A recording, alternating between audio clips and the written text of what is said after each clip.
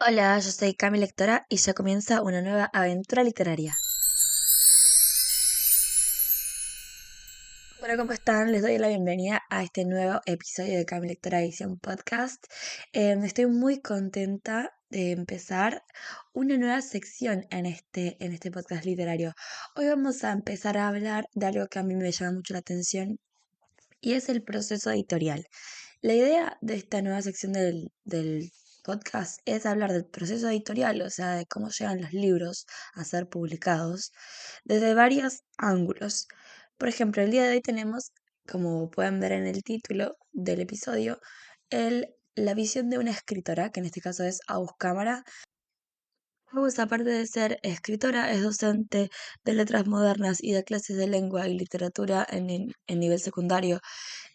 También es voluntaria y su profesión, así como su experiencia como voluntaria, han inspirado sus libros. Su primer libro publicado es Menta Granizada, que hoy en día está publicado con Del Fondo Editorial. Otro de sus libros publicados por Del Fondo Editorial es Relatos breves para valorar la vida.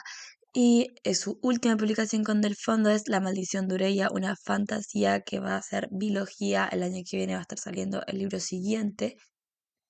También tiene publicado con El Ateneo Editorial su libro Puedo aprender a quererte, del que estamos organizando una lectura conjunta. Pueden ir a mi Instagram, Cami Lectora, enviar un mensajito para participar. Y nada, ella viene a hablar hoy de su proceso como escritora y le vamos a dar una bienvenida cálida a este podcast. Nos va a contar un poquito sobre su proceso como escritora y como escritora publicada. Así que nada, muchas gracias, Agus, por ser parte de este episodio, por acompañarnos y contarnos sobre tu experiencia como escritora argentina y en la industria latinoamericana. Los dejo con esta entrevista hermosa. Bien. Hola, Agus, ¿cómo estás? Bienvenida. Hola Cami, muchas gracias. Bueno, estamos en este nuevo episodio para hablar un poco del proceso editorial y es un placer empezar contigo. Yo quería investigar un poquito sobre esto, sobre el proceso editorial y me parece que lo fundamental es empezar con la escritura y lo lindo de poder empezar con una escritora latinoamericana, en este caso argentina. Muchas gracias. Gracias a vos por la invitación. Me encanta hablar de la escritura y más del país y de la región nuestra que es Latinoamérica y que creo que está cambiando mucho en estos últimos años, así que vos pregunta lo que quieras. Muy bien. Bueno, primero quería preguntarte cómo surgió esta idea de escribir, dijiste, bueno, yo puedo escribir o cómo dijiste, quiero escribir, en qué momento surgió esta idea en vos. Creo que la idea de escribir siempre surge de un buen lector. Hay autores que no opinan igual, pero bueno, yo así fue mi historia, así que así la cuento. Leí desde muy chica, literal no me acuerdo cuál fue el primer libro que me dijo esto me gusta. O sea, desde el momento cero en el que yo aprendí a leer, ya leía libros, porque desde antes mis papás, mis abuelos, mis abuelas me contaban, nos contaban a mí, a mis hermanos cuentos. Entonces nací inmersa en esto de lo que son los libros y apenas yo aprendí a leer, ya empecé a leer mis propios cuentos y historias. Y pasó un momento, eso de mis 12 años, que no encontraba nada que me gustara. Era como que o eran muy infantiles o eran muy para adultos. Entonces me frustré mucho y dije, voy a escribir las historias que yo quiero leer porque parece que nadie las está escribiendo. Así que a los 12 yo ya sabía que quería escribir, ya sabía que quería ser autora, que quería dedicarme a publicar. Y ya sé que uno dice, hoy en día lo veo y digo, a los 12 años uno es muy chiquito, pero en realidad uno ya está pensando en qué es lo que le gusta, cuáles son sus sueños. Y yo me lo tomé muy, muy en serio. No sé, le pedí prestado a mi mamá el diccionario en ese momento de sinónimos y antónimos. Tenía no sé, apenas apareció internet, era esto del pánico de dudas, de cómo se escriben ciertas cosas, cómo se escriben los diálogos. Entonces, desde muy chiquita yo ya ponía todo de mí para poder escribir mejor. Empecé a escribir a los 12 como en serio, sí. Tenía novelitas así que si me ocurrían iba escribiendo, que no he publicado ninguna de esas por las dudas, si alguien me lo pregunta. Siempre la gente pregunta cómo empezar a escribir. y la cosa es escribiendo. Y publicar, para publicar uno tiene que estar muy seguro, tiene que haber escrito muchas cosas antes, porque uno se da cuenta de sus errores y sus aciertos mientras los vamos viviendo, y mientras los vamos escribiendo y leyendo. Así que mi recomendación por las dudas, si alguien se lo pregunta, es esa, escribir, siempre escribir, y aprender a decir esto ya no, y puedo avanzar con otra historia, e empezar de nuevo, o modificar lo que uno tiene. Ya me olvidé cuál era la pregunta de tanto hablar. Ah, eso, que empecé a escribir a los 12, digamos. Entonces a mis 15 yo tenía una novela casi terminada. A mis 15 pedí una computadora para poder escribir. O sea, en lugar de era como, bueno, ¿qué querés de regalo en vez de ropa, en vez de esto, en vez de lo otro, en vez de un viaje? Yo era una compu para poder escribir mis historias porque ya me lo tomaba muy en serio. Y cuando empecé a estudiar mi carrera, que es el profesorado de letras modernas, la tecnicatura en corrección literaria y la licenciatura en letras modernas, las tres se estudian juntas en mi facultad. Entonces no es que son tres carreras distintas, eran las mismas materias y algunas diferentes. Yo ya sabía bastante de escritura y de corrección. La Facu solo ayudó a que eso fuera mucho mejor. Y hasta el día de hoy, bueno, como yo iba a la facu y seguía escribiendo historias, Mente Granizada, que fue mi primer libro publicado, lo escribí en periodo de universidad y lo edité una vez que me recibí porque tenía tiempo y me agarró la pandemia, digamos, pero uno siempre está escribiendo. Entonces no fue como que de un momento a otro yo dije, quiero sacar un libro con una editorial, sino que fue todo un proyecto de vida que empezó hace muchos años y de a poquito fui yo progresando como autora y buscando los medios también para publicar, cómo se hacía, cómo no, cuáles eran las alternativas, cuáles eran las editoriales, bueno, y así. Buenísimo. Y después, si tenés vamos a hablar un poco de tu proceso de escritura. Vos escribiste algo que a mí me gusta mucho, que es fantasía, por un lado, pero siempre con romance, por lo que leí con La Maldición de Ureya. Y también Ujú. escribís romance, ¿verdad? Porque Menta Granizada y, y Puedo Aprender a Quererte son dos romances. De relatos, si querés, puedes comentarme un poquito de qué trata, porque es el único del que no tengo mucha información. Mente Arenizada y Relatos Breves para Valorar la Vida están muy relacionados entre sí. Los dos están inspirados en mi voluntariado. Entonces, Mente Arenizada es una historia ficcionalizada, pero lo que la protagonista vive en su voluntariado son cosas que yo viví con mis pacientes, digamos. Les digo pacientes porque en realidad en el voluntariado les decimos patroncitos porque nosotros los servimos, son nuestros patrones, digamos. Son mis patroncitos, no mis pacientes, porque tampoco soy doctora ni enfermera, sino que soy cuidadora voluntaria. Entonces, bueno, mis patroncitos. Y ficcionalicé la historia, de hecho te escuché recién decir que era un romance. Se vende así, se lee así, pero cuando lo escribí, nunca lo escribí como un romance, sino como un libro contemporáneo de muchos aprendizajes que tiene su pizca de romance, pero si uno va a leerlo como tengo ganas de leer un romance y lo voy a leer, en realidad te podés llegar a decepcionar porque no es que tenga muchas escenas románticas ni nada por el estilo, sino que es muy dulce, habla mucho de la amistad, del perdón y bueno, de la vida. Y Relatos breves para valorar la vida es el libro que escribe la protagonista de Mente Arenizada con sus experiencias en el voluntariado. Y ahí es muy gracioso porque en realidad Relatos breves yo ya lo tenía escrito y son relatos breves que escribí yo, o sea que los viví en mi voluntariado y los escribí, o sea, son conversaciones, son escenas y preguntas para que el lector reflexione, tiene sus espacios para escribir. En el libro es muy como didáctico en ese sentido. Tiene preguntas y tiene los renglones para que vos respondas, para hacer listas, para lo que quieras. Y ese no tuve que ficcionalizar nada, todo lo que hice fue cambiar el nombre de Agus por Sam y el nombre de mis patroncitos por otros nombres y nada más. Entonces no lo cuento como parte de mi proceso de escritura porque ya los tenía escritos y son casi que autobiográficos, digamos. Entonces no Bien. tuvieron un proceso de creación, ya estaban, ya existían. Ujú. Muy bien. Y Inspiración, ¿de dónde surgen las historias que escribís?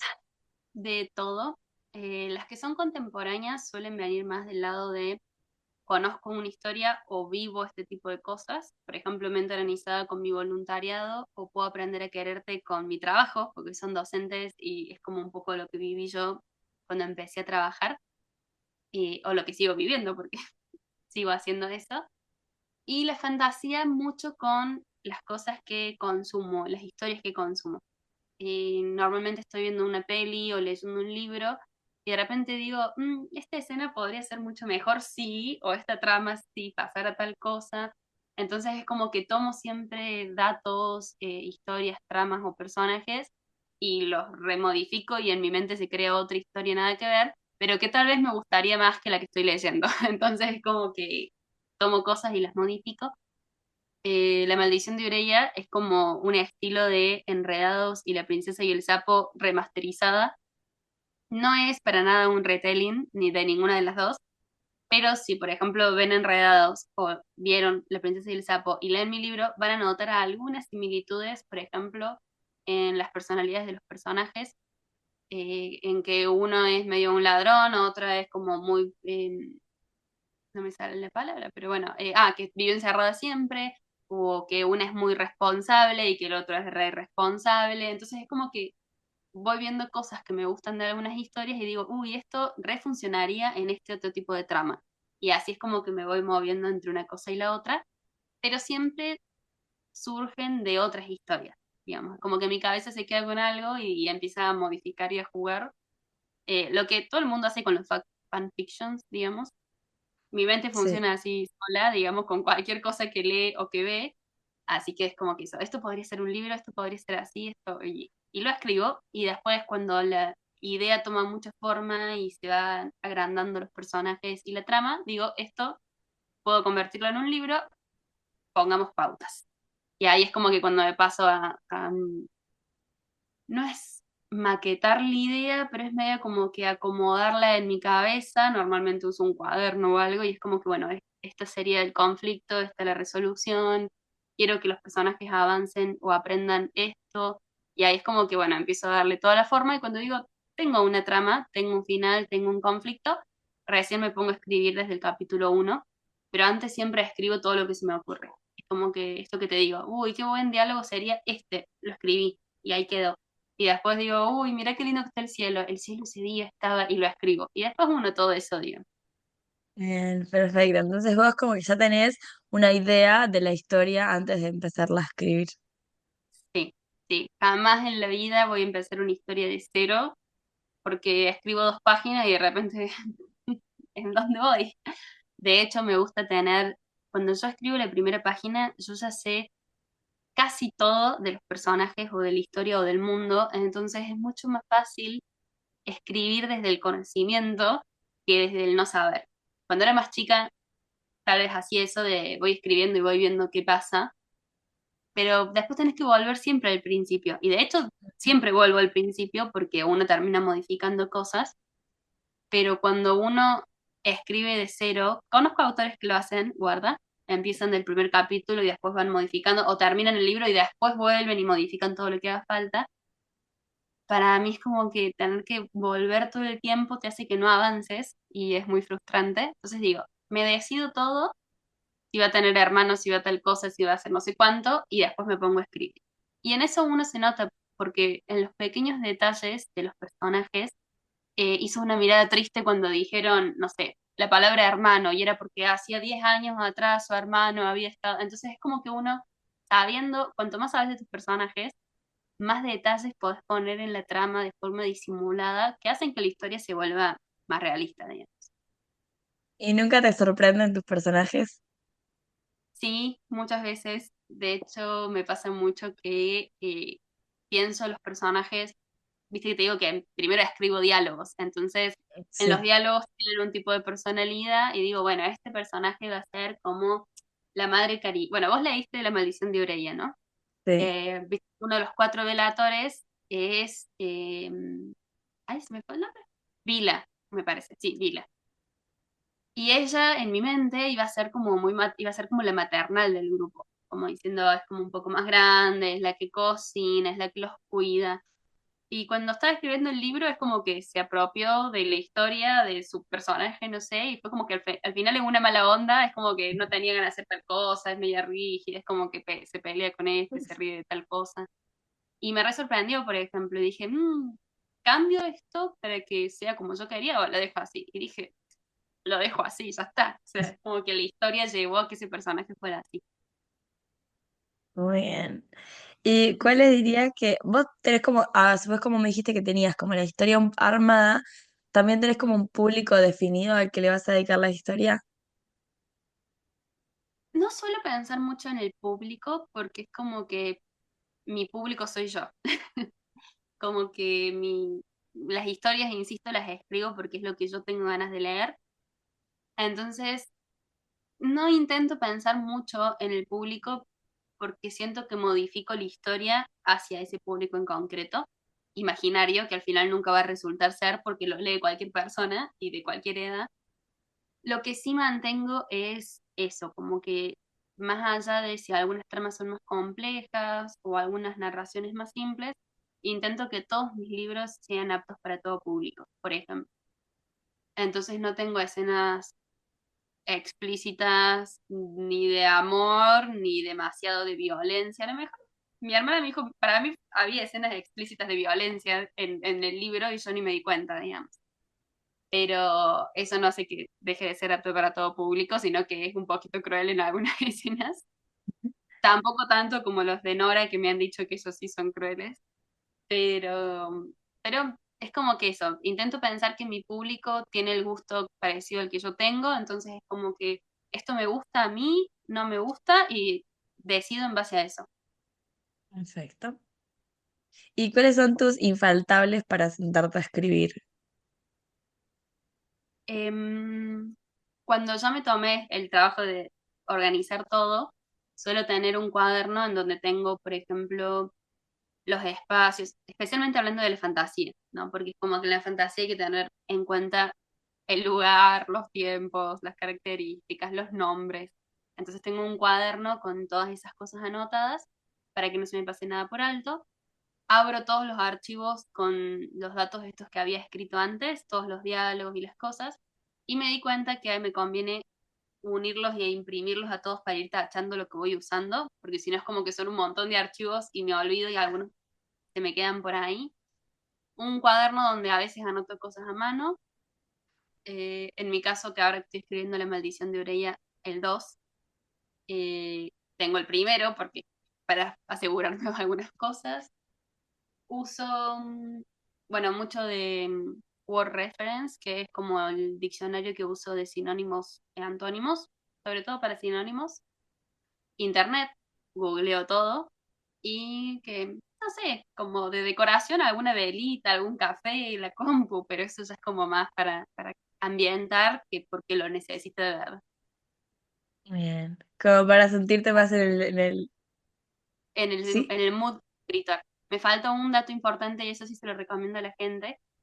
De más chica, ahora ya es como que ya tengo mucho, pero de más chica, marcaba cuando leía en los libros expresiones, dijo tal cosa, levantó la ceja, revolvió los ojos, rascó Ujú. la pera, no sé, cualquier cosa que me ayudaban a describir los movimientos o las escenas que me resultaban difíciles. Entonces tengo un cuadernito con todas expresiones de miradas, de sonrisas, de risas, de murmullos, de escuchar, de mover el cuerpo y me sirven mucho para escribir. Ese lo tengo siempre y es como que cuando digo, ay, ¿cómo digo esto? Me pongo a buscar. ¿Qué más? Está bueno eso. Ujú. Bueno, y también te quería preguntar, vos estás hablando de que tus historias generalmente suelen surgir de historias o de cosas que vivís, entonces, ¿qué rol tiene la investigación en tu proceso de escritura? Poco, o sea, siempre está. La investigación, no importa qué libro escribas, siempre vas a tener que investigar sobre algo. En mi caso, soy una persona, a pesar de lo que la gente cree, muy vaga. No me, durante mucho tiempo me esforcé mucho en las cosas que quería, entonces hoy es como el mínimo esfuerzo, para mí ya es esfuerzo suficiente. Y por eso normalmente escribo historias de las que sé. Por eso la educación, por ejemplo, no tuve que investigar porque vivo todos los días en la escuela, en el voluntariado, la cuestión esta de la enfermería o los cuidados que tenemos, también lo sé porque hace 10 años que soy voluntaria, entonces es como que a veces quiero escribir, por ejemplo, hay una historia de mis abuelos que yo la quiero escribir en algún momento, pero va a ser una novela histórica porque claramente pasó hace 70 años atrás, tampoco tanto, pero más o menos. Y sé que requiere mucha investigación, porque no voy a escribir un libro así como a la ligera. Quiero que esté bien, quiero que esté ambientado, quiero que los nombres de las calles sean correctos, el uso de la ropa. Entonces es como que yo sé que cuando me toman mucha investigación, los voy pateando, digamos, a las historias. Es como que me quedo en lo que conozco, en lo que me queda cómodo por ahora, porque no tengo mucho tiempo para escribir. Y tal vez en algún futuro, cuando diga, bueno, tengo más tiempo libre, puedo elegir qué escribir, puedo tomarme el tiempo para investigar, lo haré. Por ahora me quedo en la comodidad, en lo que conozco, y por eso me resulta escribir mucho más fácil el contemporáneo, porque es solo pensar los diálogos y la trama, porque el resto ya está, o sea, mi ambiente ya está. Por eso fantasía me cuesta mucho más y me tomó mucho tiempo terminar La maldición de Oreya porque necesitaba el contexto. No fue investigación, fue creación y me tomó mucho, mucho tiempo. Creo que está bueno porque cada uno tiene como su fuerte y está Ujú. bueno escribir también desde ahí, no necesariamente, no sé, buscar cosas más complejas. Sí, tal cual. Bueno, y eso es un consejo que de muy chica, cuando leía esto a los 12 mis lecturas eran Mujercitas, Papadito Piernas Largas, ¿qué otro había? Ana de las Tejas Verdes. Y en Mujercitas, por ejemplo, Joe aprende eso, viviendo Mujercitas, o sea, la autora escribiendo Mujercitas y Joe escribiendo su historia, es que escribir de lo conocido hace que uno escriba mucho mejor, porque la gente nota que se sabe de lo que se está hablando. Eso es un consejo que le dan a ella, a Joe, en el libro. Y en Papadito Penas Largas, que es mi libro favorito, que es un clásico re lindo, así que si no lo leyeron, léanlo. Muy al estilo de Ana de las Tejas Verdes, ella es huérfana, y alguien le paga a la universidad para que sea justamente escritora, porque es muy creativa a la hora de escribir. Y eso también aprendes. Pasa mucho tiempo escribiendo y fallando en lo que escribe, y de repente alguien le dice, ¿por qué no escribís de lo que sabes? Y que vendría a ser el orfanato y su vida como huérfana, y le va muy bien a escribiendo. Disfruta mucho escribir eso porque sabe de lo que está escribiendo. Y es un consejo que a mí me sirvió mucho, yo, esto que te contaba recién, digamos, esto de no investigar algo sobre lo que no sé, sino empezar con lo conocido, me sirvió muchísimo y es un consejo que yo le daría a la gente también. Por eso mi primer libro publicado no fue de fantasía, sino que fue de algo que yo conociera y le tuviera cariño y quisiera contar, porque esto lo vivo, esto lo sé y esto quiero transmitirlo. La verdad que está muy bueno, la verdad. Muchas veces intentamos como... la escritura puede ser un poco frustrante a veces porque uno intenta abarcar cosas que todavía no sabe cómo o Ujú. que son muy difíciles de encontrar las herramientas y me parece que está muy buena como la, con- este consejo. Muchas gracias. De nada. Y, y bueno, hablando justamente de escribir desde la experiencia, vos sos docente. Ujú. Entonces, ¿cuánto sentís que influye tu trabajo de docente en la escritura, en lo que escribís? Creo que mucho. Eh, Cuando estaba haciendo mis prácticas docentes en la Facu, creo que fue allá como en el 2017, 2018, una cosa por el estilo. eh, Volver al aula, porque hacía como 4 años, 5 años que no iba al colegio, y observar a los chicos, fue como que vi un par de interacciones y yo dije, ah, esto era la escuela, esto lo tengo que escribir, y lo metí de alguna u otra forma en mente arenizada. Y cuando leo mente arenizado, la gente me dice, ¿dónde sacas las escenas? Yo es como que, ay, esto lo vi a los chicos en mi práctica docente en el colegio tal, el día tal, porque ellos no lo saben, mis alumnos hoy en día también, pero son mi fuente como de historias, tanto sus historias personales, que hay muy variadas y tristes, alegres, emotivas, hay un poco de todo, sus interacciones me dan mucho contenido para escribir, ¿no? Siempre nos pasa esto de los lectores que a veces vemos la vida por medio de los libros y no la vivimos, esta es como una gran crítica a veces, cuando no queremos salir porque preferimos estar adentro de un libro, a los autores nos pasa lo mismo. Es como que para escribir necesitamos contenido, necesitamos vivir ese contenido de alguna u otra forma. Y la escuela para mí es como mi mayor fuente no es conocimiento, pero es de contenido para poder volcar en las historias. No significa que vaya a poner a mis alumnos en la misma situación, pero digo, hay diálogos, hay cosas que me hacen pensar en otras historias o en otras cosas y modifico todo para mis libros. Y me sirve muchísimo, ellos no lo saben, o tal vez sí, pero, pero mi vida de docente, incluso con los mismos docentes y los profes y mi trabajo, en Puedo Aprender a Quererte, el trabajo, el exceso de trabajo docente y el sufrimiento que sentimos y la angustia y la bronca y bueno, y todo eso está volcado ahí, o sea que sí está muy inspirado en eso, pero digo, todas mis otras historias también toman a mi compartir con la gente en la escuela para crearlas o crear los personajes. Así que un montón. La gente me dice, ¿por qué no dejas la escuela para escribir? Y yo es como, ¡ah! Primero porque me encanta dar clases y segundo me quedo sin fuente de información. Claro, ¿de dónde sacó las historias? Sí. Tal cual. Muy bien. Y bueno, y vos cuando estuviste acá en Uruguay para presentar La Maldición de Ureya, que yo tuve el placer de entrevistarte tanto como a Nora Wilson y a Anne Rod, vos hablaste del juego del lenguaje, ¿no? Del juego del lenguaje y de cómo te gustaba usar eso en tus historias, por ejemplo en La Maldición de Ureya, que los personajes tienen em, ¿cómo es que le llamabas? ¿Prenombre o sí, Prenombre. prenombre? El Prenombre. prenombre, que es rey o reya. A mí me gustó mucho, ya desde el principio me enganchó eso porque a mí, bueno, a mí me interesa mucho y siento que está bueno y que no es tan usual, la verdad, verlo. Bueno, ¿qué importancia tiene para vos el lenguaje, jugar con eso en tu Eh, escritura? para mí muchísimo. Esto fue una cosa que surgió mucho de la facu también. Teníamos que elegir especialidad y teníamos tres: literatura, que fue por la que yo entré en realidad en la facultad, análisis del discurso, que es un poco más periodística y política, digamos, que el resto, o lingüística, que es el estudio del lenguaje. Y yo me enamoré de la lingüística, o sea, no sabía que existía hasta que entré a la facu. Es una materia que muchos odian en la facultad porque entramos por la literatura, no por la lengua en sí.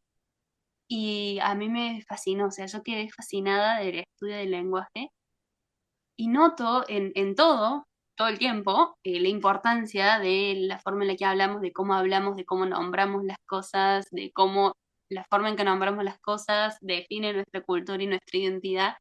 Entonces es como que de una u otra forma siempre estoy poniendo en los libros cosas que tengan relación con la lengua, desde el debate de si escribimos un libro en neutro con el tú o si lo escribimos con el voceo como hablamos en Argentina, en Uruguay, incluso a veces en Chile, en Paraguay también. Es una decisión consciente, también un poco política, no en el sentido de política de gobernación, sino de las decisiones que tomamos. Puedo aprender a quererte, por ejemplo, está en voceo, igual que cuando escribí Menteranizada, no cuando fue publicado por la editorial, porque fue una decisión editorial pasarlo a neutro. Todavía estamos debatiendo esas cosas. Pero como pasan en Córdoba, donde soy yo, dije, voy a escribirlos como hablamos nosotros. Y en La Maldición de Ureya, la decisión no fue tanto por la forma en la que hablamos, sino de los nombres de las cosas. Y ahí me puse a jugar un poco con el lenguaje, por ejemplo, los velatores, que son como los soldados. La palabra viene un poco de un término italiano o del latín, una de las dos, que tenía que ver con bel de la guerra, de guerrear. O los nombres de las personas, es lo que les contaba ahí en Uruguay. A mí me chocaba mucho que todos los nombres, cuando empecé a consumir otro tipo de literatura o ver otro tipo de películas, por ejemplo, orientales, ellos no tienen este concepto de nombre y apellido. Sí existen los apellidos, pero es como que hay un par de apellidos y se repiten entre toda la gente de la población. Y en los países nórdicos, por ejemplo, el apellido va cambiando dependiendo del nombre de los padres. Entonces sos hijo de Grey y vas a ser Grayson de apellido, porque sos hijo de Grey. Y ese tipo de cosas es como que cuando yo lo fui incorporando a mi vida y digo, wow, esto pasa así. Digo, ¿por qué en una historia tenemos que usar nombre y apellido como estamos tan acostumbrados los latinoamericanos y los norteamericanos? Entonces dije, juguemos, ya que puedo inventar un mundo, inventemos también la forma de nombrar la gente, las cosas. Y bueno, y me puse a jugar mucho con eso, con los lugares, con los nombres, con... creo que está ahí un poco. Sí, un poco está ahí. Porque en Puedo aprender a quererte uso definiciones. Las definiciones para empezar cada capítulo. Y también me encantó la investigación para las definiciones que están en el libro. Muchas las hice yo, las busqué yo y creé las nuevas definiciones, porque como hay muchas que son de traducciones, hay que ver como la fuente en realidad de qué significa en el idioma original y después modificarlo. Así que me encantó, en Puedo aprender a quererte, me encantó jugar con las definiciones y los invito mucho a leerlo porque es como que tiene conceptos muy curiosos que en español no tenemos y fue muy divertido. Bueno, justo ahora estamos organizando una lectura conjunta de Puedo aprender a quererte, así que la gente ya puede, yo le iba a decir al final, pero aprovechamos que lo nombraste para invitar a sumarse a la lectura conjunta que estamos organizando con Literarias, la revista digital. Muy bien. Después me gustaría hablar un poquito de la publicación y de la conexión con editoriales. Me enteré hace poquito que vos comentaste por tu canal de difusión que Menta Granizada fue una autopublicación. Ujú. ¿Cómo pasaste cómo, primero, cómo decidiste, sentiste que tu historia estaba como lista y dijiste, bueno, la quiero publicar, quiero que la gente la conozca? Y después de eso, ¿cómo saltaste a publicar con editorial, con Del Fondo?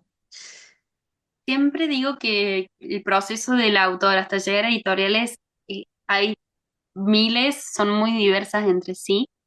En mi caso, esto que contaba que a Mente Arenizada lo había ido escribiendo mientras cursaba y justo cuando yo me recibo de la facu y se me cae una suplencia del trabajo, porque yo justo estaba trabajando y terminando la carrera al mismo tiempo, me recibo y 2 días después, cuarentena obligatoria para toda Argentina. Y me quedé, claro, digo, genial, para mí son vacaciones, o sea, no tengo que ni trabajar ni estudiar, afortunadamente viví en la casa con mi familia, así que fue como, bueno, ¿y qué me pongo a hacer? Los primeros 15 días me puse a leer y después se alargaban los días, yo seguía leyendo, me creé mi Instagram de libros y en un momento digo, me pongo a corregir mi propio libro, yo soy correctora y digo, edito Mente Arenizada, que todavía no se llamaba Mente Arenizada. Y digo, me pongo a hacer eso, total, es un trabajo, aunque no esté cobrando nada, en algún momento lo va a hacer. Y a esto vuelvo a decirle a la gente esto de que considerar a la escritura como más allá de un hobby, porque yo, mi familia se me reía porque yo era la única que no trabajaba en la casa, y yo les decía, estoy trabajando sin cobrar, pero el trabajo que estoy haciendo en algún momento va a dar su fruto. Y de hecho así fue. Entonces, fue mucho tiempo, fueron muchos meses en que imprimí la historia, reacomodaba capítulos, editaba los capítulos, editaba conversaciones, agregaba cosas, sacaba cosas. Y cuando quedó lindo digo, bueno, veo cómo hago para mandarlo a una editorial. Y me puse a ver entre las editoriales que yo quería cómo eran los procesos. Y, y esto va para todos, si hay gente que está escuchando que quiere, están las formas tradicionales, que son muy difíciles de alcanzar, y está en el conocer la gente, que la gente te conozca, que tengas un conocido, que tengas un mail de alguien, que puedas preguntar a alguien de la editorial. Yo en ese momento no lo sabía, no estaba metida en todo esto, pero los canales tradicionales, por ejemplo, Planeta, era mandarlo al Premio Planeta para participar del Premio Planeta, que reciben manuscritos como por 4 meses, después pasan como otros 4 meses en que leen supuestamente los manuscritos, eligen los 10 finalistas, a los 10 finalistas los pueden publicar, al premio Planeta lo gana uno solo, claramente. Y yo ahí en mi inocencia era como que, bueno, lo voy a mandar, puede llegar a ganar, puede estar entre los primeros 10. Y después mi mente racional, cuando se puso a investigar que todos los años ganaba gente que ya era publicada, digo, no voy a llegar, no me van a llamar nunca. Aparte después voy a esperar hasta 8 meses para que te dijeran si tu historia les interesaba o no. Y yo digo, el mío está escrito en voceo, ¿no? En argentino, entre comillas. Y las editoriales no están publicando en voceo, esto es 5 años atrás, ¿no? 4 años atrás. Digo, no están publicando, me van a hacer pasarlo en neutro. Y yo quiero publicar la historia así como está, porque le dediqué mucho tiempo, porque me gusta, porque tiene muchos mensajes, quiero que la gente la conozca. Y dije, bueno, vamos con la autopublicación. A la autopublicación yo la conocí también en ese tiempo, en pandemia, gracias a que empecé a reseñar a autores autopublicados, me mandaban sus libros. Entonces empecé a conocer un par de editoriales de autopublicación. Todas tienen servicios distintos, por eso siempre le digo a la gente también que averigüe. Hay algunas editoriales que son que vos pones la mitad de la plata y ellos la otra, una cosa por el estilo. Hay algunos que vos podés pagar la impresión y hay otros que no. Algunos te ofrecen el servicio de edición y otros no. Algunos de portada, de maquetación. Bueno, hay mil opciones distintas. Y yo llegué a Tinta Libre, que me gustaba de Tinta Libre, primero que era de Córdoba, publicaban autores nacionales e internacionales, pero eran de acá de Córdoba, y no publicaban nada que no estuviera corregido. Y a mí eso, como correctora, me dio mucha alegría porque había leído libros autopublicados que tenían muchos errores. Y una cosa es decir errores que a todos se nos pasan y otra es como decirte no tenían raya de diálogo y tenían un guión. Cuando es decir, esto es algo que se Claro. corre. Entonces quería autopublicar, pero autopublicar con una editorial de autopublicación que me diera ciertas seguridades. Por ejemplo, y Tinta Libre me ofrecía la portada, la maquetación, y yo no tenía que imprimir libros, sino que ellos lo vendían por internet, la gente lo compraba, como ellos tenían la máquina, lo imprimían y lo mandaban. Entonces yo no tenía grandes gastos, no tenía que imprimir 500 ejemplares. Y me vino muy bien. Y gracias a eso pude imprimirme 100 ejemplares, los vendí, volví a imprimir 100 y dejé 5 en un kiosquito de Buenos Aires que vendían solo autores autopublicados. Y lo leyó una chica que curiosamente estaba trabajando para Del Fondo Editorial, que recién abría, y estaban buscando autores nacionales para publicar, especialmente juveniles. Y me dice, vos tenés los derechos de esta historia porque me re gustó, porque me interesaría publicarla, y que sí. Y de ahí pasé yo a Del Fondo, en realidad ni siquiera los busqué, me encontraron. Así que es como que no soy un buen, no les puedo decir, tipo, dejen el libro en tal lugar que lo va a leer tal persona, porque no, pero sí esto que dije antes de ir haciéndose cada uno su propio camino, digamos. No compararse con el del otro, usar los ejemplos de los otros para decir esto me puede servir a mí o esto no, y buscar los medios. Yo, por ejemplo, quería que mi historia se leyera. Era la idea, porque Mente Entrenizada es un libro muy especial. Y entonces mi intención era publicarlo, no importaba que no fuera con una gran editorial. Y Mente Organizada encontró su público, encontró la gente le tomó mucho cariño, lo siguen leyendo en las escuelas. Y entonces fue como que, bueno, mi aporte fue hacer lo posible para publicarlo.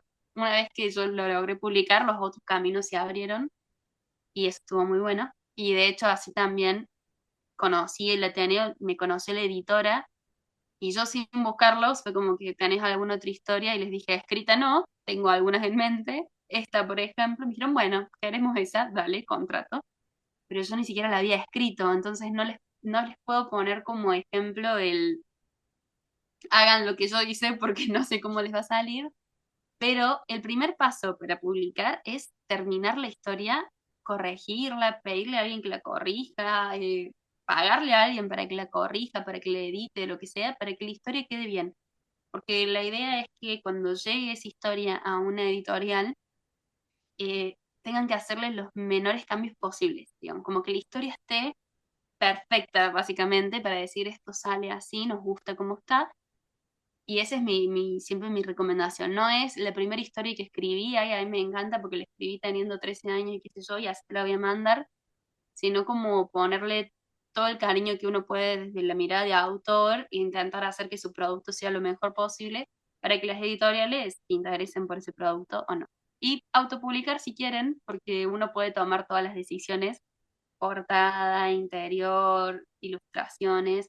Y eso está bueno en el proceso de un autor, porque las editoriales después son quienes terminan tomando esas decisiones, te pueden consultar o no, depende del editorial, pero autopublicar tiene eso de lindo, que es como que uno se saca las ganas de hacer que su primer libro o su producto sea tal y como uno quiere y soñó, imaginó toda la vida, y después ver si esos, si uno consigue los lectores, es probable que los editoriales también se interesen por tu libro. Entonces, hoy en día el marketing funciona al revés que antes. Antes era no publiques el libro en ningún lado porque tiene que ser inédito. Y hoy en día es, ya tenés tus lectores, ¿cuánta gente leyó tu libro a ver si les interesa o no y queremos publicarte o no? Así que es hacerse eso, hacerse conocidos, venderse a ustedes como producto en el sentido de estoy escribiendo tal cosa, me gusta leer tal otra. Y hoy en día el marketing funciona así. Si tenés tus lectores, a las editoriales les va a interesar. Bien, y hablando de tus lectores, tenés como, se me ocurrió ahora, si tenías algún, si tenés lectores betas, ¿no? Si le presentás los manuscritos a otros lectores antes de decidir, bueno, quiero publicar o quiero mandar esta idea. Mis lectores beta son ciertas personas en particular. Cuando uno recomienda a la gente tener lectores beta, la idea es que sean gente que no sean como muy cercanos para que te puedan decir, o sea, sin el compromiso de te quiero hacer sentir bien. Pero en mi caso, una de mis primeras lectoras beta siempre en todas mis historias es mi hermana, una de mis hermanas, la más grande, porque tenemos, o sea, leemos las dos mucho, leemos libros muy similares y las dos estamos en el mundo de las letras, entonces somos muy minuciosas en la corrección y demás. Así que es como que es mi excelente lectora beta porque no va a decirle a nadie lo que está leyendo y al mismo tiempo lo podemos debatir con sinceridad y me sirve mucho. Mi otro lector beta actualmente, por ejemplo, con Puedo aprender a quererte, fue Maxi Pisicotti, que es un autor y un amigo, somos muy amigos entre los dos. A veces le leo algunas cosas que la escribe y cuando yo tengo algunas cosas también se las mando. Y es muy divertido porque esa ya es mirada de autor a autor, entonces es como que nos aconsejamos muchas cosas también. Tenemos horarios muy raros, entonces si yo le mandaba algo a las 4 de la mañana, a las 5 él me respondía que ya había leído el capítulo. Así que nos complementamos muy bien en ese sentido. Y después tengo un amigo que también es lector que se lo mando, pero siempre queda entre ellos. Después editores. Es como que yo, si alguno, por ejemplo, a La Maldición de Ureya, ninguno lo leyó. Maxi había empezado a leer algunos capítulos cuando eran borradores. Mi hermana quería leer el libro entero y mi otro amigo no tuvo tiempo de leerlo, así que La Maldición de Ureya fue yo y editora directamente. Así que tenía un pánico porque fue como que nadie lo leyó, por eso hasta que los lectores lo empezaron a leer, estaba como muy asustada porque era cambiar el género de lo que mis lectores estaban acostumbrados a leer sobre lo que yo escribía. Entonces era como mucho miedo, pero cuando empezó a gustar ya fue como que una vez que ya a uno o dos les gustó, ya me quedé más tranquila. Muy bien. Y por último, quería saber un poco tu mirada sobre la industria editorial argentina, qué tan difícil es hacerse un lugar y qué te parece que le falta, qué le pueden sumar los nuevos autores. Pregunta. Bueno, mejoró mucho en publicar autores jóvenes. Esto de la literatura juvenil escrita por autores jóvenes, me parece que en estos últimos 5 años fue una locura. La cantidad de libros que tenemos ahora es hermoso, digamos la verdad que sí. Em, Creo que sigue habiendo un poco de problema en cuestión de marketing, porque siempre se le hace más marketing a lo extranjero que a lo propio, digamos. Entonces es como que, bueno, se sigue luchando ahí porque nos están publicando, no nos podemos quejar, pero sigue siendo más importante el libro de Sarah J. Maas, el libro de, no sé, Stephanie Garber, y así. Igual que en todos lados, ¿no? No es que sea una cuestión que pasa acá. Pero bueno, nos están publicando y recién el año pasado se empezó a publicar más esto de el voceo, por ejemplo, o cómo hablamos nosotros. Y esto era algo, no era solo que era una decisión de Argentina, sino que es una cuestión internacional de que hay muchos países que no reciben libros para publicar en sus espacios si no están en neutro. o en España que no estén pasados a cómo hablan los españoles. Entonces es como a veces no era tanto una cuestión de la editorial, sino del mercado. Pero hoy en día es como que, bueno, si el mercado central de tal libro va a ser Argentina, podemos publicarlo en voceo. Y eso está pasando mucho ahora, tanto que si la gente lo pide mucho en el exterior, escrito así como está, es probable que las editoriales o las librerías los empiecen a pedir.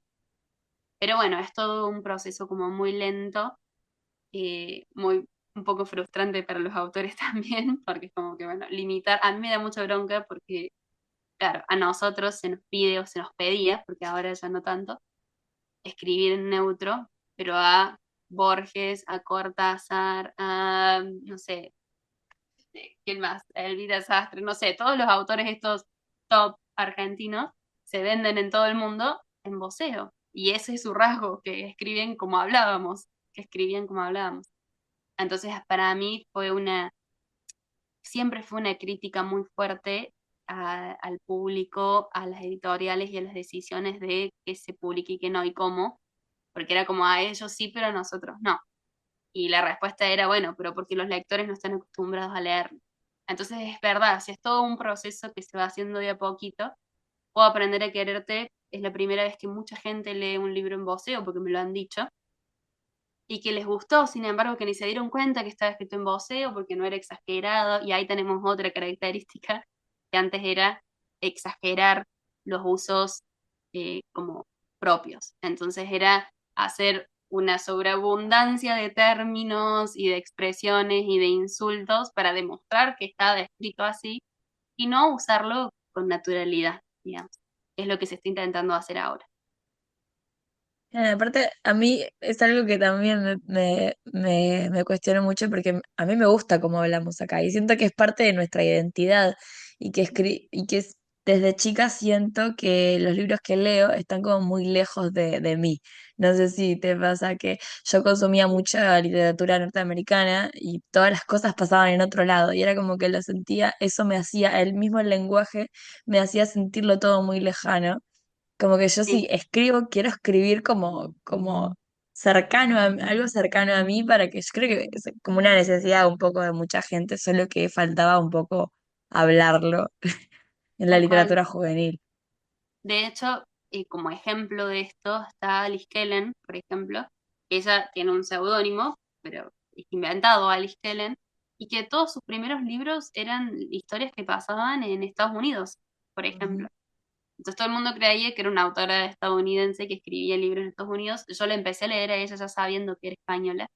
Y me molestaban muchas cosas, o sea, porque era como mezclar un poco de, no sé, los horarios de comida del español con los lugares y las expresiones y las cosas yanquis, digamos.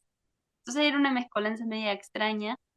Sin embargo, ella fue cambiando también y hoy en día escribe mucho historias que pasan en la misma España, digamos. Entonces es como que, bueno, para mí ella es la demostración de esto de antes estábamos un poco obligados a eso porque era lo único que consumíamos y era lo único que se Mm. publicaba, entonces era como que, bueno, nos manteníamos en ese círculo. Pero hoy en día, que ya hay algunas historias que muestran lo propio y cuentan desde lo que vivimos, está esa necesidad de leer más de nosotros mismos, digamos. Y me encanta, a mí me encanta, yo es como que a mí me pasa mucho eso últimamente, y escribo mis historias pensando eso, es como que quiero leer historias que me puedan pasar a mí o que le hayan pasado a mi vecino o que le puedan pasar a mis hijos, no sé, te digo, como diciendo Ujú. muy nuestras. Y a la gente le está gustando eso también, yo creo que hacía mucho falta. Sí, estoy totalmente de acuerdo. Bueno, Agus, muchas gracias. Yo voy a seguirte leyendo, ya tengo mente organizada también me lo estoy reservando para el verano. No sé por qué, pues me da vibras a que lo quiero leer en verano, pero los Por invito a el, todos por el lado. Los invito a todos a leer a Aus.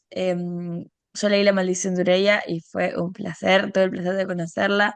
No solo escribe bien, sino que es buena gente, buena persona, disponible, muy amable. Así que nada, gracias por estar hoy en este episodio.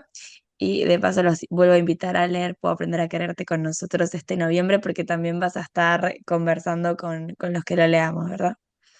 sí. con mucho gusto. Así que bueno, Cami, gracias por la invitación. Si me leen, me cuentan, siempre estoy disponible en las redes, aunque me demore a veces en responder. Y gracias por la invitación porque siempre es un placer. Muchas gracias. Bueno, espero que les haya gustado esta nueva sección del podcast donde vamos a estar hablando con distintas personas del ámbito editorial para hablar de este proceso editorial, porque a veces como lectores creo que no sabemos todo lo que hay detrás de la publicación de un libro, de cuánto se hace para que ese libro llegue a nuestras manos o cuánto debería de hacerse y no sucede, por ejemplo, también, o los problemas que surgen, o no sé si los problemas, sino las discusiones, los debates, que hoy en día son como la problemática del mundo editorial. Creo que este tipo de episodios va a estar muy interesante si te interesa qué hay detrás de lo que leemos. Así que nada, espero que les haya gustado. Hoy es 9 de noviembre, es el día en que se va a estar publicando este episodio y es mi cumpleaños. Y por ser mi cumpleaños, yo tengo un sorteo activo hasta el día de hoy, hasta las 23:59, en mi cuenta de Instagram, Cami Lectora, al que pueden ir a participar. Solamente tienen que comentar Romantasy en el reel del sorteo. Tienen que etiquetar a dos personas en el mismo comentario. Pueden comentar todas las veces que quieran, seguirme a mí y a Librería Vanir, que es colaboradora en este sorteo, y compartir en sus historias el reel para que otros participen también. Hasta el día de hoy se puede participar en el sorteo para ganarse una edición especial de Una corte de rosas y espinas, varios stickers preciosos, una velita y un marca páginas también muy hermoso que pueden ir a verlo en el reel. Nada, espero que les haya gustado. Espero sus comentarios. Recuerden que pueden escribirme acá a mi lectora en Instagram para comentarme si les gusta este tipo de episodios, si les interesa que se hable más sobre el proceso editorial o qué dudas les surgen, por ejemplo, de las partes del proceso editorial, de la corrección, de la edición, de la publicación, de la impresión de los libros, qué cosas les gustaría que conversemos en estos episodios. Nos escuchamos la próxima. Muchas gracias por llegar hasta acá.